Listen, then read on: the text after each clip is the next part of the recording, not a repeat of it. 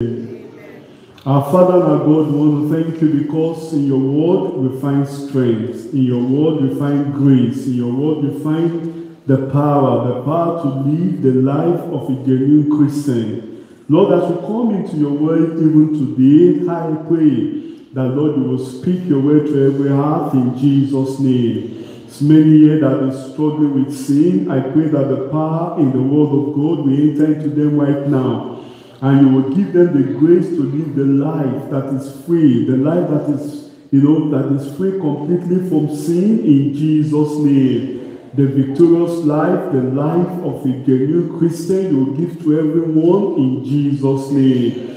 And Lord, for those of us that have said, well, we've been the Lord for a long time, and our strength is going weary, our strength is going down. Lord, I pray that you will renew our strength today through the reading of your word in Jesus' name. Pray that this word of God will ignite passion, fire into everyone, and we will receive that inner strength to continue this race and this work of great Christians in Jesus' name. Lord, until we get to heaven, until we reach our final destination, which is to dwell with you eternally above, none of us will let down our guard. But that, Lord, you give us the grace that will be on watch, on being vigilant, and Lord, to run this race successfully unto the very end in Jesus' name. Thank you, Father, because we have an answered worship and we exalt your name, Lord. In Jesus' name we pray. Amen. As we come to the end of our Sunday service for today, we are considering the message titled, The Commendable Work of Genuine Christians. The Commendable Work of Genuine Christians. We'll go back to one of the texts we've considered in our Search the Scriptures for today. That's in Ephesians chapter 2. Ephesians chapter 2. I'll read from verse 8 of Ephesians chapter 2. The Bible says, therefore, by grace are ye saved, through faith, and that not of yourself, it is the gift of God, not of works, lest any man should boast. For we are his workmanship, created in Christ Jesus, unto good works, which God has before ordained that we should walk in them. Then you see that mention of that word there, that we should walk in them. Walk in the things that the Lord has ordained. When you talk about walk in them, what does the Bible mean by that? In Ephesians chapter 4. Ephesians chapter 4. Let's open our Bibles. I'll read from verse 1 of Ephesians chapter 4. I therefore, the prisoner of the Lord, beseech you that ye walk worthy of the vocation wherewith ye are called, with all loneliness and meekness, with long suffering, forbearing one another in love, endeavoring to keep the unity of the Spirit in the bond of peace. That's the word, in the bond of peace. That's the work that the Lord expects us to walk. In our text where we read, you see Paul the Apostle, as inspired by the Spirit of God, shows that as believers, we are saved by grace through faith. And that faith is in the atoning work of our Lord Jesus Christ. That we are not saved by our works, we are not saved by what we do, we are not saved by our participation in religious festival. We are not saved by bearing Christian names. We are not saved by coming to church. We are not saved by our own self-works of righteousness. But the Bible says there that we are saved by grace. It is by grace. It is by the sacrifice of our Lord Jesus Christ on the cross of Calvary that we are saved. We are saved based on what Christ has purchased for us on the cross. We are saved based on the work of Christ on the cross of Calvary. Then after that salvation, the Lord now expects us that we should walk. Because it says in that Ephesians chapter 2, we are his workmanship. And as a result of that, God has ordained the work wherein we ought to walk. The things which we ought to do to show forth that we are born again, that we have experienced the grace of the Lord Jesus Christ, that we have partaken in the love and in the provision of Calvary for the remission of our sin. You see, Paul, in that same epistle to the church at Ephesus, he exhorted the believers to walk worthy of our vocation to which we have been called. He reminded the believers, and is also reminding us today, that our calling is an high calling that we need to follow, we need to honor, and we need to glorify the Lord Jesus Christ by the way we live our life. And this same calling is coming to us today as believers, that we are called to walk worthy. We are called to walk worthy because we are the workmanship of God. God has created us for good works. God has created us, for a specific purpose. That's why we are considering the message title, The Commendable Work of Genuine Christians. We'll talk about Christians. Who are Christians? Who are those? Is it those that have chosen Christianity as their religion, that they are called Christians? Is it those that are from Christian homes that are called Christian? Is it those that are born, into a church that are called Christian? No, not at all. We are talking about those who have had an encounter with the Lord Jesus Christ and are walking in the pathway that Christ has set for us. In Acts of the Apostles, you see the first mention of that word Christian. That will give you a better understanding of who these Christians are. In Acts chapter 11, I'll read verse 26 of Acts chapter 11. And when he had found him, he brought him unto Antioch. And it came to pass that a whole year they assembled themselves with the church. That's it. They assembled themselves with the church. We'll talk about Christians. Christians have a church where they assemble themselves. You cannot call yourself a Christian if you don't believe, if you don't belong to a Bible living church. You see, the church in Antioch, they assemble themselves. You cannot call yourself a Christian if you are separating yourself from the fellowship of God's children in the church. He says, with the church, and taught much people. There was teaching in the church. That's the church of Christians.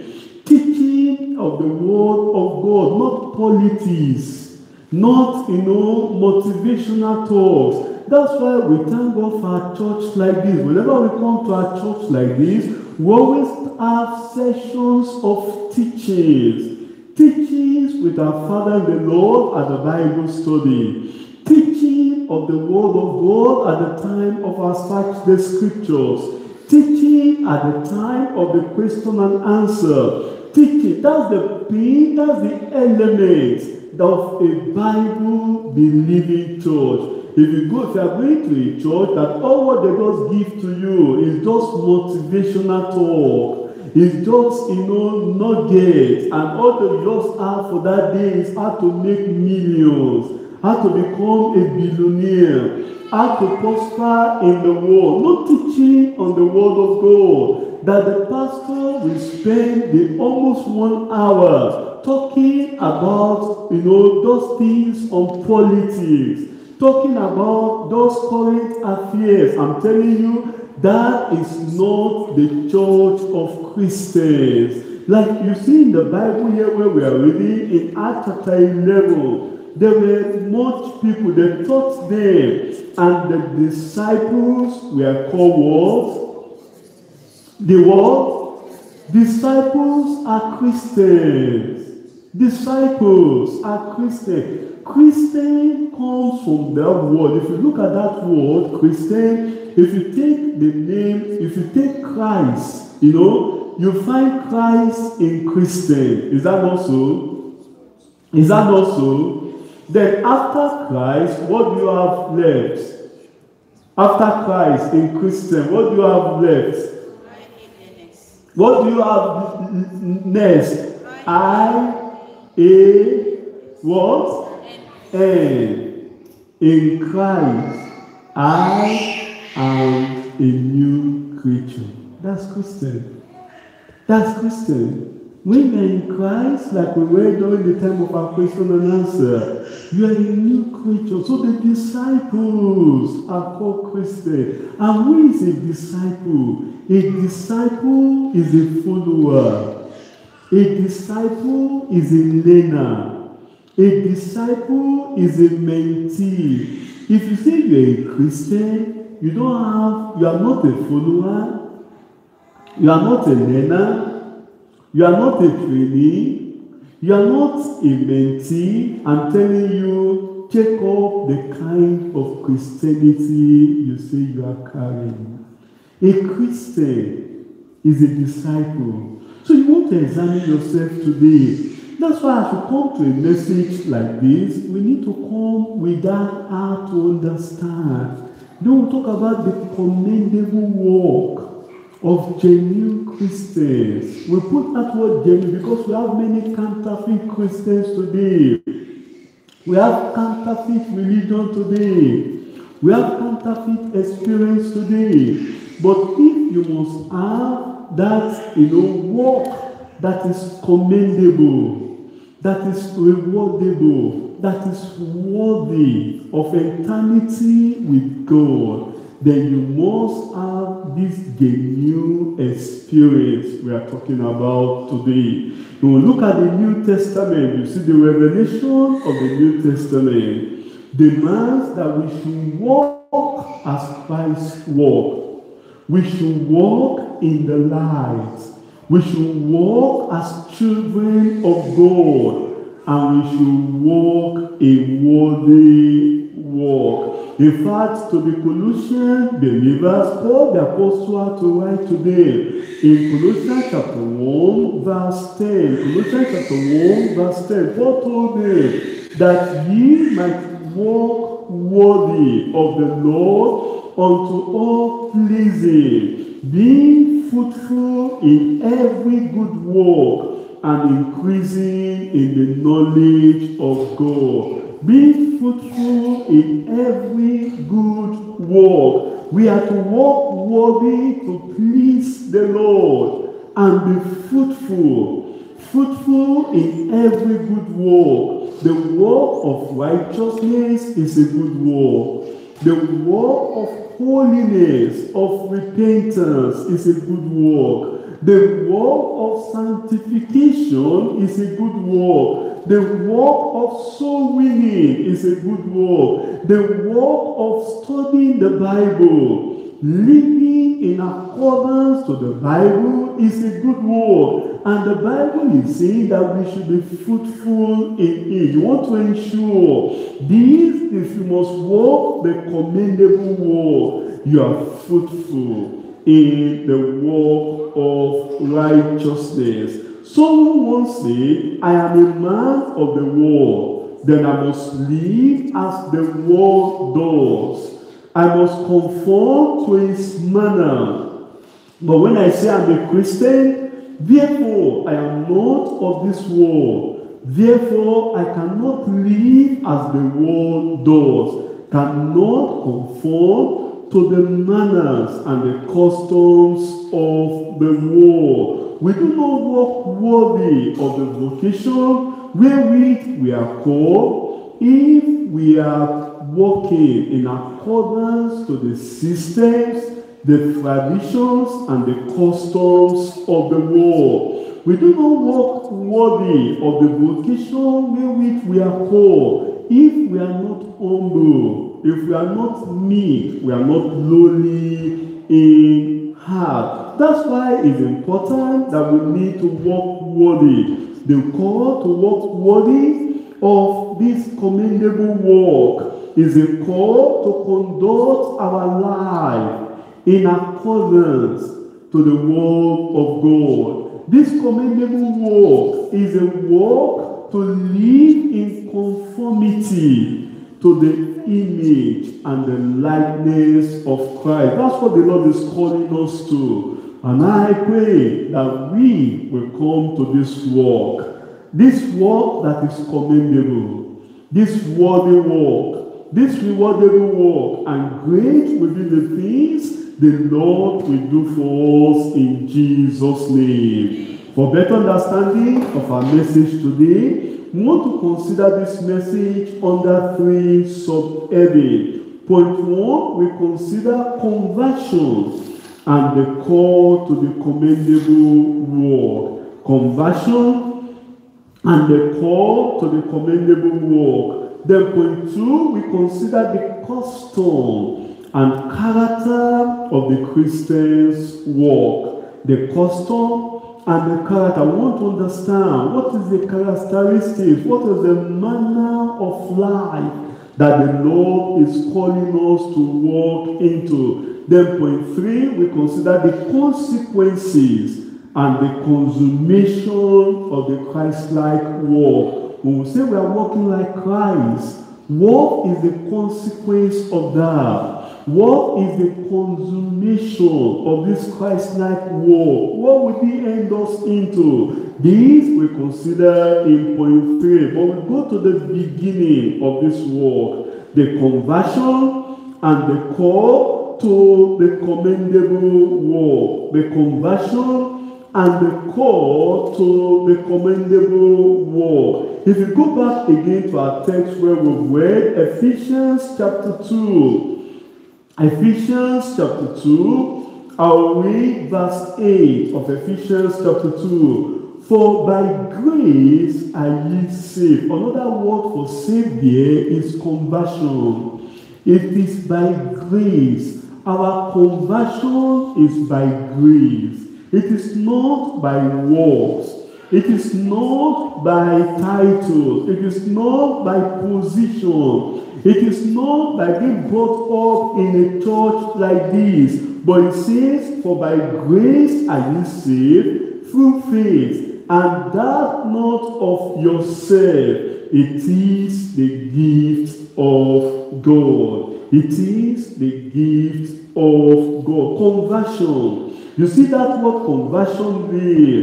We are converted by grace through faith in the Lord Jesus Christ. The experience of salvation. It is not by the works of our righteousness, but it is by the grace of God. In fact, Christ himself said it in Matthew chapter 18. Except ye are converted. In Matthew chapter 18, I'll read verse 3 of Matthew chapter 18. Conversion to the commendable work. Before we can start this commendable work, this work that is rewardable, this work that is commendable by God, approved of God, and brings reward of God upon our life, there must be this experience of conversion. He says in Matthew chapter 18 verse 3, and he said, verily I say unto you, except ye be converted, except ye be converted, that's the words of our Lord Jesus Christ,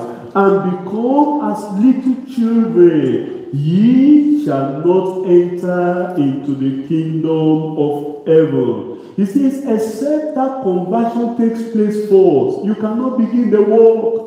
Whatever thing you do before conversion are as filthy rags in the sight of God. Your religious festivities, your religious activities, your religious, giving, offering, they are all as filthy rags. They are not rewardable. They are not commendable. That's why Jesus says here that except ye be converted, there must be conversion first before we are called into the commendable world. That's why we are talking about conversion and the call to the commendable work. You must be converted. You must be saved. You must be free from sin before you can start to walk in this walk that is commendable, the worthy walk. And our conversion, like I said, is through the grace of our Lord Jesus Christ. We are saved by grace through faith in our Lord and Savior Jesus Christ. Then after we are saved, then we are now called. We are called, like we are told in Ephesians chapter 4. Open your Bible with me to Ephesians chapter 4. I'll read verse 1 there. I, therefore, the prisoner of the Lord, beseech you. Who are the you there? He was talking to the believers at Ephesus, the church at Ephesus. I beseech you. I call on you that ye should walk worthy of the vocation wherewith ye are called. That ye should walk worthy. We are called to walk worthy of our vocation. We are called to walk worthy of the call wherewith we are called as Christians, who have been converted by the grace of the Lord Jesus Christ. Look at our calling. Look at what the Lord has called us into after our conversion. Romans chapter 1. Open your Bible with me to Romans chapter 1. The epistle of Paul the Apostle to the Romans chapter 1. I will read verse 7 there of Romans chapter 1. It says there, to all that be in Rome, beloved of God. All that be in Rome, beloved of God. What did your Bible say after that? What did your Bible say after that? That's our calling. We are called to be saints. A beloved of God is one that has experienced conversion. And if you have experienced that conversion, then you are called to be saints. No, our saints calling, saintliness is not after death. Like some religious people will tell us today that, it is only when you have died and after some years, people cannot testify to the good work you've done or a miracle that you've done when you're alive. Then after that, they can canonize you to become a what? A saint. Is that what the Bible tells us? No. Paul was writing to the believers there. If you're a beloved of God and you have been converted, then the Bible says you are called to be saints. I am Saint Israel. Talk to yourself. Don't let your conscience, maybe because you are not living the Christian life, you are not living the genuine life, but you have been converted. You are a beloved of God. You are called to the world. You are called to the world. So what is your name now? Give it to me. I am Saint Israel. And if you are a saint, there are some things saints don't do. Do you understand?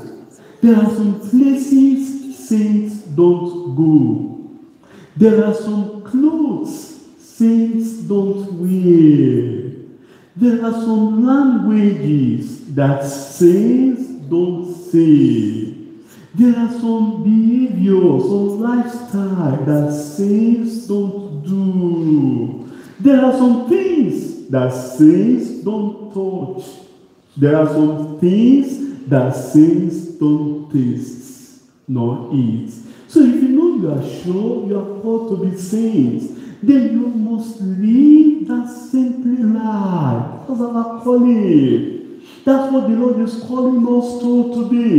And I pray that we will live that life in Jesus' name. Amen. Can I hear louder? Amen. 1 Corinthians chapter 1.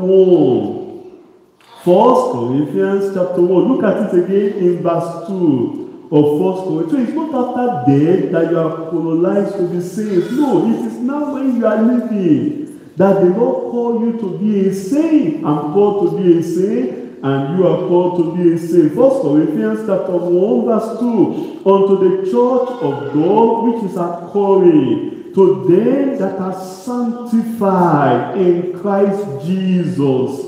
Give it to me again. Give it to me again. Called to be saved.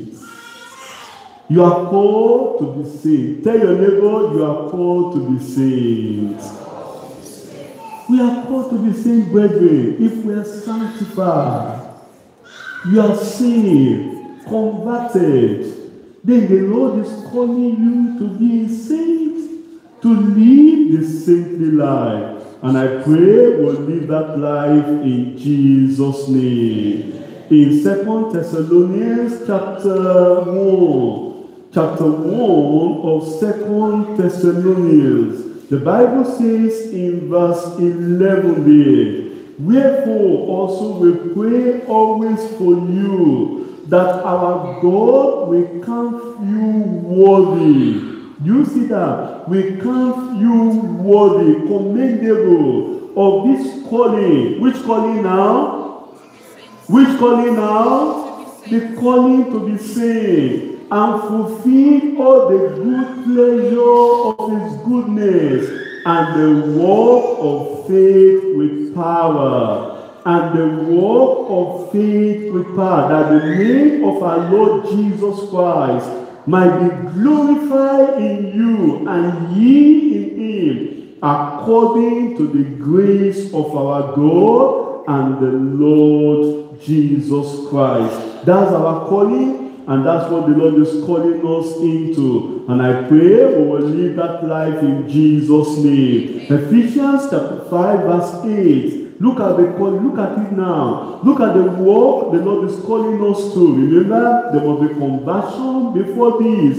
You don't come and live the saintly life before conversion. You are converted first before you live the saintly life. Before you are called to live the saintly life. In Ephesians chapter 5 verse 8, he says, for ye were sometimes darkness, but now are ye light in the Lord. As a result of that, what did the Bible say you should do? Walk as children of light. Walk as children of light. Walk as children of light. You must walk as children of light.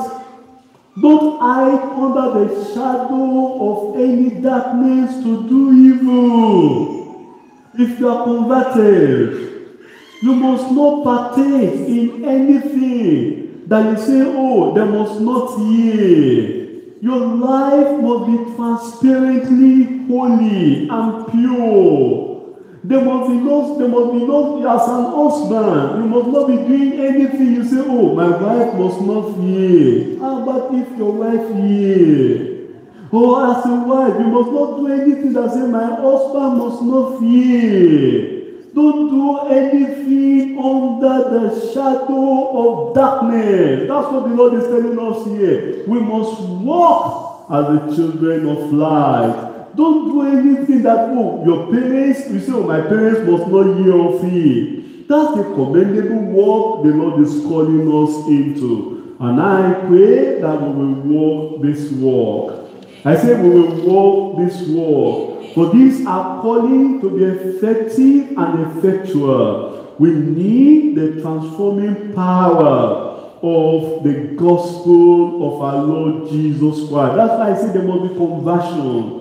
There must be salvation. We must become the children of God by grace through faith in Christ's atonement before we walk this walk that is commendable, that is worthy, and that is rewardable by God. You know, a man of God told us that we need to walk, we are to walk worthy of our calling as children of God, children of the light, the disciples of Christ, and as salt and light in the world. This calling is an high calling. It is, number 2, an holy calling. And it is, number 3, an heavenly calling. Therefore, our walk,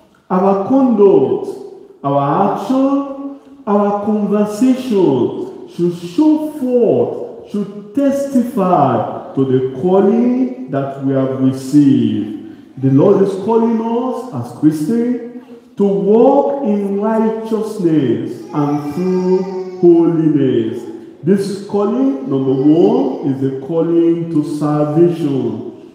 Are you born again? You are called to salvation. Number 2 is a calling to separation. Separate from sin and the custom and the traditions of the world. Number 3 is a calling to saintliness. I've said that already. Like we read in Romans chapter 1, verse 7. Number 4 is a calling to bear fruit of soul winning. If you say you are born again, you have been converted, bring others with you. Tell your friends of your experience. Win them to the Lord. You know, I was watching something on the internet of a particular, and it was, you know, I was also, I've come encounter like that before, of people now that are preaching of Satanism. You know, they are getting people and telling people that Satan is good and God is bad. And here we have the gospel. And here we have the fruit of the word of God, and we are keeping quiet. If you see you are born again, the Lord is calling you to soul winning, to testify to your friends, to testify to your neighbors, to testify of people around you that Jesus is the Lord and the Savior of the whole world. We cannot keep quiet while the people with erroneous teachings and erroneous doctrine are standing on the bus stations, are standing in corners of the street, of our streets, and are distributing the erroneous pamphlet to people. And here we know the truth. We know the truth. We have heard the word of God. I pray that this calling to soul winning, you win the oneness to you, I win the oneness to me. In no time at all, we have them all. So win them. Win them one by one. Number 5 is a calling to sanctification. Don't neglect it. The Bible says, follow peace with all men and holiness, without which no man shall see the Lord. We are called to sanctification. Sanctification is not just deeper life doctrine. It is the doctrine of the Lord Jesus Christ. You cannot neglect the teaching of sanctification and say you will get to heaven. I doubt if you will get to heaven. I doubt it because you are hearing it. The Bible calls you to sanctification. You've heard about salvation, you are saved. Why don't you want to press further and lay everything on the altar so that the Lord himself will destroy the propensity, the Adamic nature of sin in you? I pray we respond to this call in Jesus' name. Number 6, we are called to submission, to submit our life, our time. There are people that struggle their life with God. There are people that struggle their time with God. When they come to church, what they'll be looking at is their wristwatch and say, when are they going to finish the service? And if the service does, their wristwatch now become their time, become their God now. No. When we come to the presence of God, we want to submit ourselves into the presence of the Lord and into the presence of God and allow God to do something in our life. We submit our time, our talent, our skill, everything we have, we submit it. We don't just hold back anything from the Lord. Our resources, we submit unto the Lord. Not only that, we submit to one another. That's our calling as well. No matter your position in the world, no matter your status in the world, when you come to the fellowship of the people of God, the Lord expects that we submit ourselves to one another. It's not that you are coming with pride, you are coming with the orphanage in you and say, don't you people know who am I in the world? Don't you know my status? If I'm in my office, none of you can even come near me. No, submitting yourself to one another in the fear of the Lord. We submit to leadership. We submit to one another. We submit to listen to instruction. And then we are called for the Spirit baptism. I pray this calling will be fulfilled in our lives in Jesus' name. This leads me to point 2 now. After the conversion and our calling, what is the custom and the character of the Christian walk that the Lord is calling us to? If you go back again to our text in Ephesians chapter 2, Ephesians chapter 2, the custom and the character, what's the manner of this Christian walk? It says in verse 9, I'll read verse, but before verse 9, I want to back up to verse 8. For by grace are ye saved through faith, and that not of yourself, it is the gift of God. Not of works. Do you see it here? Not of work. The custom of the Christian walk is not of our works. It's not of our self-righteousness. It is by the grace of the Lord Jesus Christ. It is not in our self-work or religious activities, nor in our religious festivity, but it is in faith in Christ's atonement and sacrifice on the cross at Calvary. Brethren, the thief on the cross had nothing else but to look on Christ and he was saved. That's the manner, that's the custom of our Christian walk, that we look on nothing else. No man but Jesus only. Jesus only is our Savior.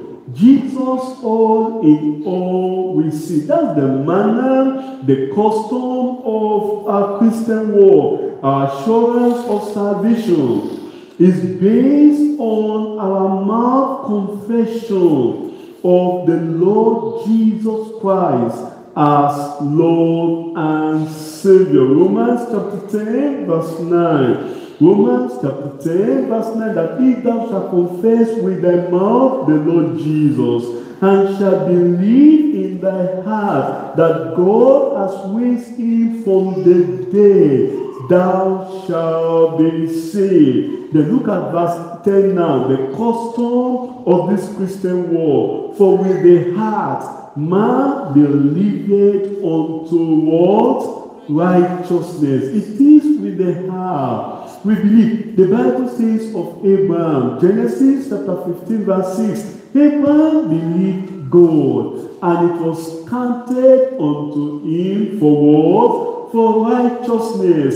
This Christian walk we are talking about, the walk of righteousness, the walk of holiness, the custom of that walk, it is by faith. It is by faith, not of your own self-work, not of your own belief, but it is by faith in the perfect sacrifice of our Lord Jesus Christ on the cross of Calvary. When we demonstrate that faith, then we begin to bring forth the fruits of genuine repentance and the character of the Christian walk. This leads us to Ephesians chapter 4. Look at the character now from verse 2. He mentions some things there in that verse 2. With all loneliness. That's the character there. Loneliness is the character of the Christian walk. Meekness. With long suffering, forbearing one another in what? In love. In love. In love. There are four essential elements of the Christian walk that was mentioned in this verse 2 alone. Number one, you see meekness. Number one, you see loneliness. Number two, you see meekness. Number three, long suffering. And then number four, forbearance. Forbearance. These virtues of grace are what should characterize the believer's life at all time. At all time. The writer says, the more a man knows of the crucified one, the lower he lies, the more he knows of the depth of God's grace, and the more he abases himself. When you know more of the grace of God, you abase yourself. When you know more of the crucified one, you will lower yourself. The Bible says there, loneliness in Ephesians chapter 2. We'll talk about loneliness here. Loneliness, it says, this speaks about humility. Open your Bible with me to James chapter 4. He's talking about humility there. You say you are lonely. Talking about humility. James chapter 4. I'll read verse 6 of James chapter 4. But he giveth more grace. Wherefore he says, God resisted the proud, but giveth grace unto who now? Unto who now? Unto the humble. There is a great price that God placed in his word on loneliness and humility. On humility. He says, God give grace, more grace unto the humble. When you humble yourself, you receive more of the grace of God. In Proverbs chapter 16, Proverbs chapter 16, chapter 16 of Proverbs, I'll read verse 19 here. The Bible says, better it is to be of a humble spirit with the lowly than to divide the sport with the proud. With the proud. God gives more grace to those who are humble to live a lowly life. The vow of pride and conceit in dealing with others. We as believers, we are to deal justly, to show mercy and compassion, as well as to walk humbly with our God. Like we are told in Micah chapter 6, verse 8. Not only that, in 1 Peter chapter 5, we must be clothed with humility. My brother, no matter your status in the world, no matter your possession, we must be humble. Don't allow those things to get into your head. The knowledge you have, don't allow it to get into your head. The understanding you have, don't allow it to get into your head. The money you have, don't allow it to get to your head. You know, one of the character of this commendable work is that we are humble, we are lowly. You know, the people, not all the time you begin to show forth your status, your CVs, even in the church, and say, you don't know where I work, this is where I work, this is me. No, we remain humble. That's what the Lord is calling us unto as believers. In 1 Peter chapter 5, verse 5, the Bible says, likewise ye younger, submit yourself unto the elder. Are there not people, you won't take away Christianity? You know this brother is older than you. Do you show respect to him? How do you talk to that brother? How do you talk to that sister? You know what we cannot even do in the world. If you do that in the world, the people of the world will scold you. You know, I say, well, because of grace. Grace does not make us to behave anyhow. Do you understand? When you have the grace of God, the grace of God does not make you to become uncontrollable, unruly. You don't become unruly in the house of God. We cannot talk to you again. Even put away Christianity, put away our experiences. You know, by the grace of God, I can say, even with my gray hair, that I'm older than almost every one of you in this church here. And yet, the Bible says we should respect the elders. We should show, it says there, that likewise ye younger, submit yourself unto the elder. Be in subjection. When we talk to people, we talk with respect. We don't just talk anyhow. We don't just behave anyhow. We don't just behave unruly in the house of God. The commendable, the characteristic of that commendable work is that we are humble and we are lowly. I pray this we will see in our lives in Jesus' name. Number 2, it talks about meekness. Meekness there is the very nature and the character of our Lord Jesus Christ. In Matthew chapter 11 verse 29, it says, take my yoke upon you and learn of me, for I am meek and lowly in heart. Meek and lowly. You look at our Lord Jesus Christ. How meek Christ was. You know how he was so gentle. He was so patient with Peter.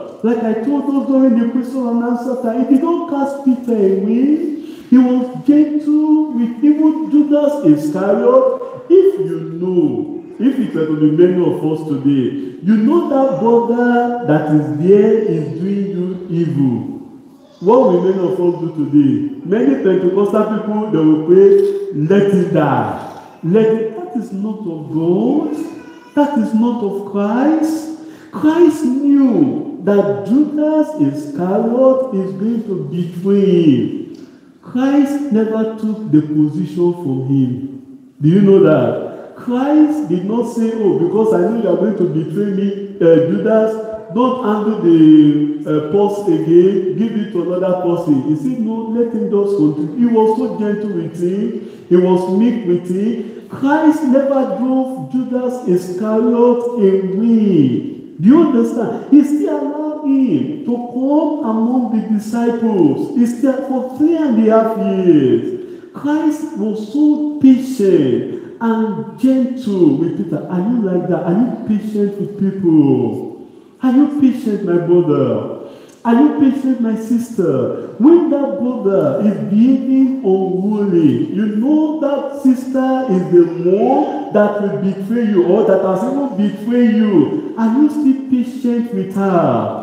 Are you still patient with him? That's what the Lord is calling us into. The meekness of Christ, the character of the commendable work. I pray we will live this life in Jesus' name. Number 3, it talks about long suffering. Long suffering. Suffer long. Do you suffer long? Do you suffer long? I don't know people, you say, you step my toe, I will give it back to you. You don't do that as Christians. Christians don't retaliate. Do you understand? As Christians, we don't retaliate. No matter, Jesus says, if they slap you on the other side, what did he say you should do? You turn to the other side. He did not say you should act foolishly. Do you understand? But what Christ is teaching us there is that we suffer long. Christians, we don't fight for our right. We have no right in this war as Christians. Do you know that? Do you know that? People don't understand why we are Christians.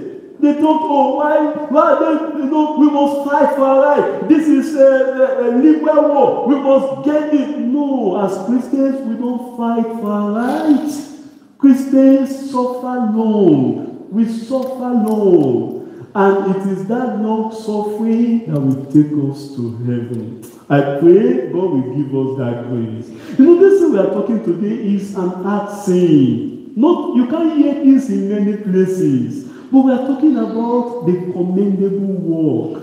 The character of the commendable, the Christian work. We suffer long. We are compassionate. We are patient. We willingly, even when they say evil things about you, you willingly accept it. You don't talk back. You don't say, oh, I must defend myself. There are times you talk and there are times you don't talk. Look at Christ. When he was before Pilate, and Pilate and all they said everything about him, all the false things about him, did Christ reply Pilate? No, he did not. He did not. There are times we need to keep our mouth. I pray the Lord will help us in Jesus' name. We suffer long. We are patient. The Bible says in Luke chapter 21 verse 19, in your patience possess ye your souls. That's it. When this happens, it's not everything that happens to you as Christian, you react immediately. There are times you need to observe, you need to allow the fire of that thing to die down before you react. Because your actions at that time of the fire can lead to reactions. That's why we need to be very careful as Christians. We need to allow this long suffering, patience into our lives. I pray the Lord will do this for us in Jesus' name. And there is the possibility of losing the grace of God when the fire is fierce. When the fire of persecution is fierce. When the fire of temptation is fierce. When the fire of opposition is fierce. That's why we must be careful. We must learn to go along with people. I pray we need to be patient after we have done the will of God, so that we can also receive the promises. At times, answers to prayers might be delayed. Be patient, your answer will come, and the Lord will answer us in Jesus' name. Then the fourth one here, the fourth character we see there is forbearing one another in love. Forbearing. You need to forbear with people. Forbear with your wife. There are times your wife may not get the dinner ready on time. Forbear with her as husband. There are times the wife may not be available for you at such a time. Forbear with her. Or as the husband, you wife forbear with your husband. You might be telling your husband, this is the correction I want you to make, this is what I want you to make, and the man is still not learning his lesson. Forbear with him. He will learn one day. I pray the Lord will help us in Jesus' name. And we must forbear in love. We do what? Forbear in what? Is it in anger? Is it in bitterness? No. Is it in talking back? No. We forbear in love. Look at it in Ephesians chapter 4. Ephesians chapter 4 verse 31. Let all bitterness and wrath and anger and clamor and evil speaking be put away from you with all malice. Christians don't bear malice. We are not bitter against people. Christians don't show bitterness against people, no matter what they do against you. Be either in the church or outside the church. That your manager may be hard on you, you are not bitter against her or against him. You still show love, you still show compassion. Then in verse 32 it says, be ye kind one to another, tender-hearted, forgiving one another. We forgive. Offenses may come, we forgive. Even as God, for Christ's sake, has forgiven you. This is what God is calling us into. And I pray we will do this in Jesus' name. Amen. Before we pray, what will be the result of all these things? The consequences. This leads us to point 3.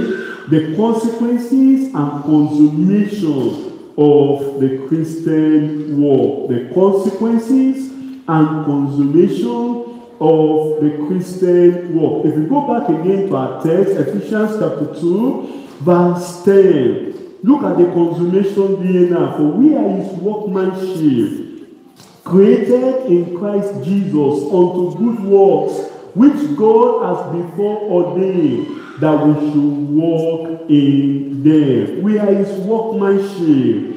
And as workmanship, God has a purpose for us. And that purpose is that what he has before ordained, we should walk in it. That's the consummation. You know, a workman, you keep working at something. Is that not so? When you're in a workshop, have you ever seen a workshop that is always neat, clean all the time? If you've been to any engineering workshop, and it's clean all the time, it's always neat all the time, I'm telling you, that engineer is not a proper engineer. Do you understand? If you've been to a mechanic workshop, you see the workshop is always showing what? All the phrases of what? Of workmanship. The same thing the Lord is telling us today. You know, our Christian life is a work in progress. Do you get that? Do you get that? Do you get that? Your Christian life, tell your neighbor, your Christian life is a work in progress. We are not yet there, my brother. We are not yet there, my sister. That's why we come to church. That's why we listen to the word of God. That's why we hear the word of God. So that this word of God we are hearing every day will continue to perfect us. We continue to lead us to the consummation. Because the consummation of our Christian life is that we should be perfect. That we should walk in the ways and in the will of God. That's what God has for what ordained in Psalm 119. Look at it with me, Psalm 119. Psalm 119, I'll read verse 3 of Psalm 119. The Bible says there in Psalm 119 verse 3, it says, they also do no iniquity. They walk in his ways. That's the consummation of our Christian walk. That we do no iniquity and we walk in the way of God. And the consequences of that we are told in Ephesians chapter 4. Ephesians chapter 4. As a result of that, what should we do? What should we do? Because we are all work in progress. Me as the pastor, I can't tell you that, oh, the pastor, I'm perfect. I don't want anything to do. No, I'm still a work in process in the hands of God. Work in progress in the hands of God. Do you know that no matter the level you are spiritually, as long as we've not got to heaven yet, we are still work in progress. That's why we are told as a result of that in Ephesians chapter 4 verse 3, endeavoring to keep the unity of the Spirit in the bond of peace. That's the consequences. We endeavor. The consummation is that we are made perfect. But before we are made perfect, walking completely in the way of God, there are some differences. There are some things that will happen in the church. There are some things that will happen in the fellowship. The Christian walk, the Christ-like walk, the consequences of that is that we endeavor. We endeavor to keep. We endeavor to keep the unity of the Spirit in the bound of peace. When we walk worthy of the Lord, when we walk in this commendable work the Lord is calling us into, number one, there will be unity. Number two, there will be peace in our hearts and in our families. Number three, we will receive spiritual strength. Number four, we will receive the approval of God. Number five, there will be edification of even young converts. When we endeavor to keep our unity, there is love within us. There is peace. There will be joy. New converts will come in and they will be edified. Do you know our evangelism, number 6, will be fruitful? And then number 7, God's doctrine will be adored and appreciated in His church. And then lastly, the name of the Lord will be glorified. That's why the Lord is calling us, brethren, that we should come and walk worthy of the Lord. But before we can walk worthy of the Lord, there must be this conversion. We must be saved before we can walk worthy of the Lord. As we come today, come to the throne of grace. Are you living a defeated Christian life? Come to the throne of grace and receive grace today so that you will be genuinely converted and you receive that grace to live the life above sin. And when you receive that grace, you begin to walk in a walk that is commendable, rewardable, and that you become humble in your heart, lonely, patient, compassionate, suffering not with people, and then the consequences of that, there will be growth in the church of the living God, and we will receive more of the Lord in Jesus' name. In Hebrews chapter 4, before we pray, he says in verse 16, let us therefore come boldly unto the throne of grace, that we might obtain mercy and find grace to help in the time of need. Come to the Lord today, receive grace to walk this walk that is rewardable, commendable, profitable, and will lead to eternity with God. A walk in full holiness and in full righteousness. Let's rise up and talk to the Lord in prayers. Let's commit ourselves to the hands of the Lord in prayers today. And I want to tell the Lord that the Lord Himself will help you. You walk this walk. It's calling you. Are you born again? Have you been converted? There must be conversion before we walk this walk of faith. Let's pray and talk to the Lord. You must be converted today. The grace of God must do something in your life today. Pray and ask for grace. We've seen the custom and the character. Our calling is to saintliness. There must be loneliness. There must be meekness. There must be long-suffering. There must be forbearance. We forgive one another. Where there is offenses, let there be forgiveness. Let there be holiness and true righteousness. Let's talk to the Lord and ask for grace that the Lord will help you. You live that life that is rewardable. You live that life that is commendable. That the grace of the Lord will be sufficient for you, my sister and my brother.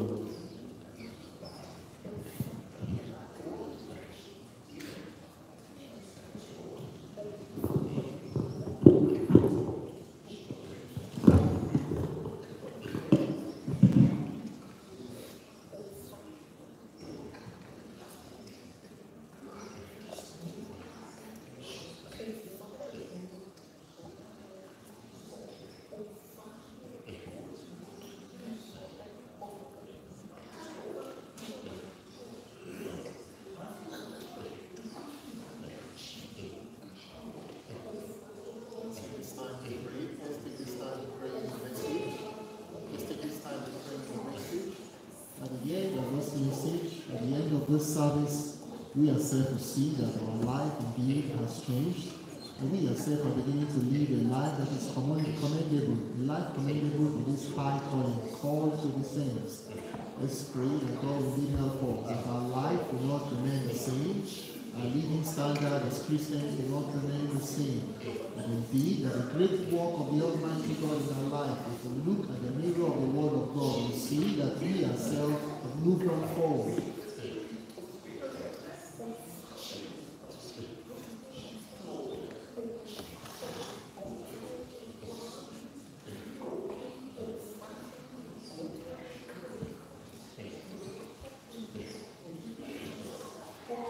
The scripts of our life is the Almighty God Himself has caused them. There's no cheating, but we have to live the life that God demands. Let's pray that before the Almighty God, we will be found commendable. Let's ask that God, by His grace, He will help us to live the kind of life that He expects of us.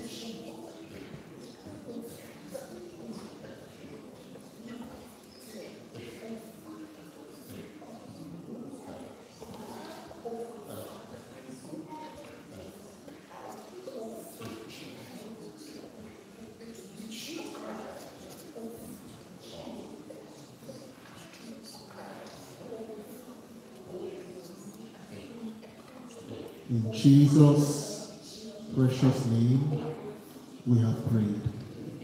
Almighty God, we thank you for this great message you brought our way.